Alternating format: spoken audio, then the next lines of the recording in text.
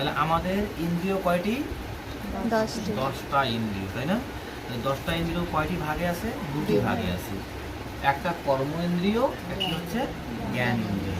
তাহলে কর্ম ইন্দ্রিয় কোনগুলো? বর্ষা বলো দেখি। বাক, পানি, পাত, পায়ু, উপস্থ।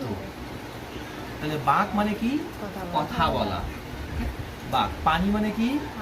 হাত। পানি মানে কি? হাত। এগুলো কর্ম করে। তারপর বাক, পানি, পাত। পাত মানে কি? পা। পাত মানে কি? পা। তাহলে বাক, পানি, পাত, পায়ু। পায়ু মানে কি? তাহলে মূলাধার, যেটা যে আমরা মল ত্যাগ করি সেটাকে বলছে। হ্যাঁ। আর উপস্থ হচ্ছে কি? লিঙ্গদ্বার। ঠিক আছে? তাহলে এটা হচ্ছে কি? কর্ম ইন্দ্রিয়। এখন জ্ঞান ইন্দ্রিয় কোনগুলো? চক্ষু, কর্ণ, নাসিকা, জিহ্বা ও ত্বক। কি কি বললাম? চক্ষু, কর্ণ, নাসিকা, জিহ্বা ও ত্বক। এই পাঁচটি হচ্ছে কি?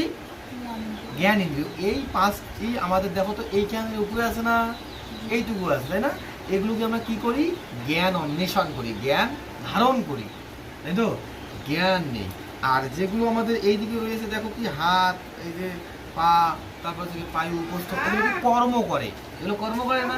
হাত দিয়ে কর্ম করি, পা দিয়ে কর্ম করি, তারপরে হচ্ছে আমাদের কি বলে উপস্থ, তারপরে হচ্ছে কি বলে লিঙ্গদ্বার, পায়ুদার, সমস্তগুলোতে কর্ম করি। যেগুলো কর্ম করে সেগুলোকে বলা হয় কর্ম ইন্দ্রিয়। আর যেগুলোকে জ্ঞান অন্বেষণ করা হয় যেগুলো দিয়ে, সেগুলোকে বলা হচ্ছে কি? জ্ঞান ইন্দ্রিয়। বুঝতে পারছো? বুঝতে পারছো? ধন্যবাদ।